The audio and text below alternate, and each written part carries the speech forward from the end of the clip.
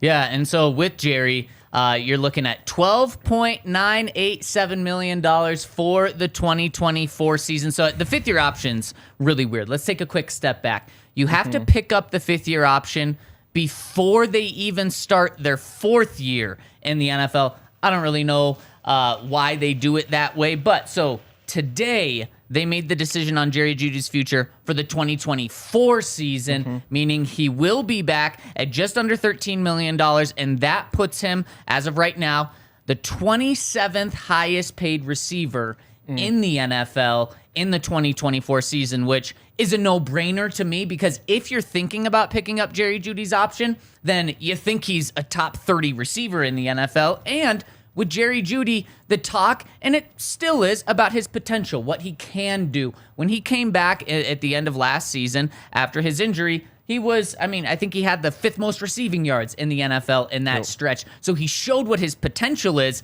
and his potential is way more than the 27th highest paid receiver in the NFL. And so you really don't pick up a fifth-year option if you think the guy is a bust. That's really the only reason. Jerry is not a bust. Has he lived up to his draft pick? Maybe not as of right now, but if you're anywhere close to it, you pick it up. Yep. I legitimately think his ceiling is highest paid receiver in the NFL. Yeah. And I say that not to say that he's necessarily the best, but to say if he balls out this year and next year to the level in which I believe he is capable of, then he will get one of those reset the market deals. And right now, for the 2024 season, who the two highest paid receivers are, and I think it's a good distinction, highest paid compared to best. You know who those two are? Don't think of best. The two most recent extensions. Nope. For the 2024 season, cap hit wise, I should say. That'd be like Christian Kirk. No. Who's going in the last year of their deal? They're both on the same team. Which AJ Brown, which is wild. No. So this won't be the Devontae case Smith next wouldn't year. yet. They're not going to be on the same team next year. They're making a combined almost $70 million in cap hit in the 2024 season. Oh, Mike Evans? Nope. Another Mike, though. Michael Thomas? Yeah. Think close to... Mike Williams think close and to Keenan home. Allen. Yeah. There it is. But again, Yep. that's kind Keenan of like... Allen and Mike Williams are the two highest paid receivers in terms of cap hit next year. And so to talk about a deal that would reset the market, you're talking about over $31 million. That's what Tyreek Hill's contract is there. So that's even shows you how much more of a deal this could be if Jerry Jeudy not is a top 5 receiver, but if Jerry Jeudy's a top 20 receiver in the NFL, you're getting a great deal. Yeah. You don't think twice about these fifth-year options on guys who are good.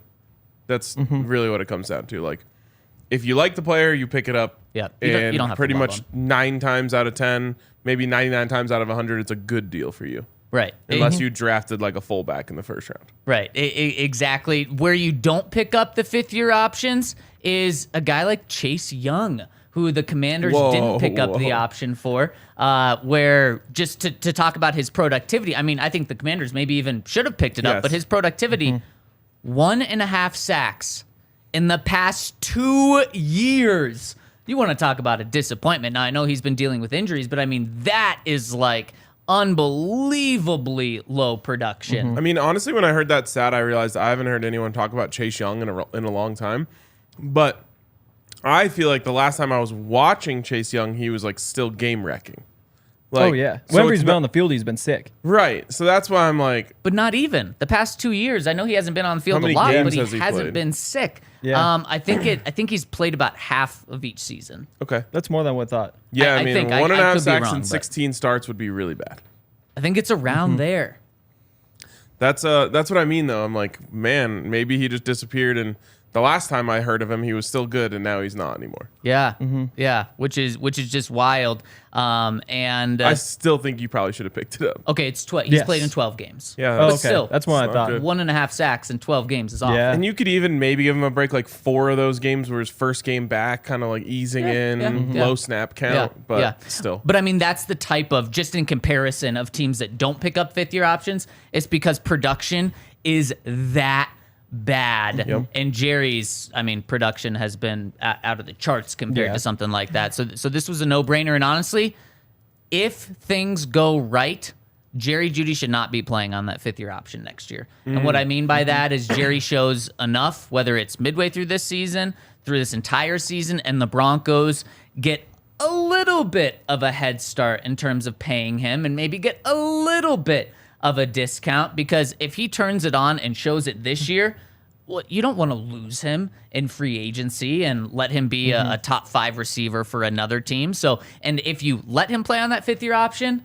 man, it means you aren't just going to make him a highest paid receiver. You're going to probably really reset the market if you have to wait until he puts 2 really good seasons together. Because as of now, Spot Rack, they say his market value is like $81 million over 4 years.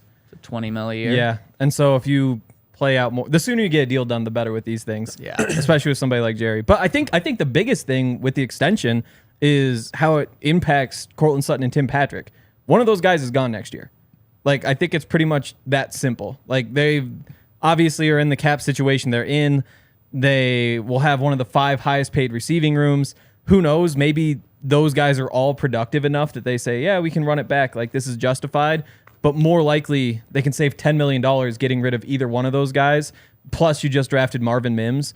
I mean, one of those 2 is gone because they picked up this option. With Jerry Jeudy making even significantly less than the $13 million he's going to make in 2024, the Broncos still have the 3rd highest paid receiver room in the NFL this year. So then you add a significant jump for Jerry next year with Tim and Courtland's numbers probably going up in terms of cap hit. These all 3 of these guys won't be back next year unless, they're all 1,000-yard receivers and incredibly productive. And Mims is no good and KJ gets hurt. Right, which is just such a, even with the Sean Payton boost, it's such a stretch to say that the Broncos are going to have 3 1,000-yard receivers. And honestly, we even got a little taste of it from Albert Breer, I believe, on Saturday morning, that the conversations surrounding these Broncos wide receivers for this year aren't fully done. Albert Breer said he was even looking at the Broncos, or not, this wasn't like a report that the Broncos are looking to trade one of these guys, but he said now it's on to the 2024 draft capital that the Broncos would get from one of these guys. I don't think it's going to be for Jerry. I think the guy you kind of look at and you don't pump it up, but you just kind of keep an eye on. Do they move Courtland Sutton even before this season for 2024 draft capital, especially with them making this obvious, but it's a commitment to Jeudy for the 2024 season? And then there's other stuff like the Vikings. Like, there was the rumor that they have a deal done with an AFC team, but they're waiting until June 1st so that they can split the cap hit. So, like, this is a little bit of a conspiracy theory, but there's a chance maybe the Broncos are that team. Like, that seems like a Sean Payton guy, and they didn't draft a running back. So could they look at it as, we can trade Sutton, we can use that capital plus a little bit more to make this deal for Dalvin Cook? In that world, I like it. Unless you're finding a way to get another weapon. It was reported that the Vikings have a deal? Oh, okay. Yeah. I could have sworn you said the Lions. Oh, maybe I did. No, I think you said Vikings. Okay, good. Wow, that's so weird. Yeah. Mine just went to another NFC North Like, team. you said Vikings. Somehow I heard Lions, and I was just thinking, like, Lions? Who? Like, Lions? Swift. I mean, it would make sense. But he's already gone. They traded him? To the Eagles. Oh, you're right. Yeah. You're right. Man, there were so many things going on in Broncos country. So that's why I was like, is there another running back? Right. Jahmyr Gibbs? Yeah. It makes sense to me. I almost wonder if the Broncos, now I don't know if they have this sort of patience or if they just want to get things moving, if the Broncos wouldn't try to showcase him and up his value. You know, like, Courtland Sutton is absolutely capable of 125 yards and a touchdown in a game. Yeah. Maybe even twice in the first 4 weeks. Sure. Then you turn around to someone and say, all right, you want him? You know, like, this is what he can do. He's still got it. Could work. Then his value goes from a 4th, 5th right now to, a 2nd or 3rd. Yeah.